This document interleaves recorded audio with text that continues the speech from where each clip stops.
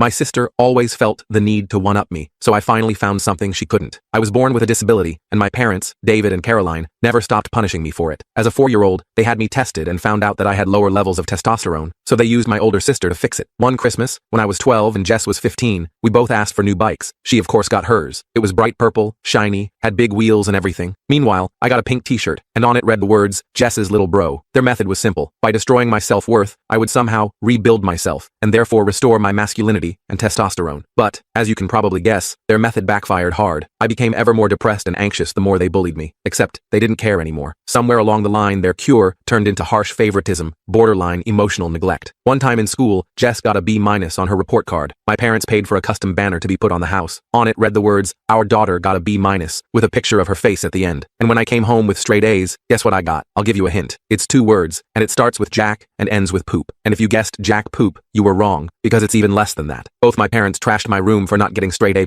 After that, almost nothing surprised me anymore. Even when I got accepted to a solid university with a partial scholarship, my parents called me their biggest disappointment for not getting a full scholarship. Meanwhile, Jess practically flunked out and used the excuse of wanting to take a gap year. That turned into 5. And to celebrate, they threw her a party and bought her a new laptop for her creative journey. But then came one of the only, slightly better parts of this story. I managed to move out as soon as possible, working multiple jobs while taking classes to support myself. But when I couldn't afford to come home for Thanksgiving one year, my father said, well, I guess your priorities are elsewhere. Even after creating distance, family gatherings were torture sessions of subtle digs. Still at that starter job, Jess is thinking about starting her own boutique. She's so entrepreneurial. At my graduation, which they arrived late to, my father's first comment was, 4 years for that degree? Seems like a lot of time for what you'll be doing. What made it worse was watching them fawn over Jess, who decided to wear the most extravagant dress possible to the ceremony so she could be the center of attention. Despite everything, I tried maintaining a relationship with Jess. She was still my sister, but it was completely one-sided. I'd reach out, and she'd either ignore me or somehow turn every conversation into a competition. If I got a promotion, she suddenly had an amazing opportunity on the horizon. If I started dating someone, she'd immediately be in a serious relationship. Once, after not hearing from her for months, I called to share news about a significant promotion. Hey Jess, guess what? I got promoted to senior analyst. There was a pause before she responded. Okay, anyway,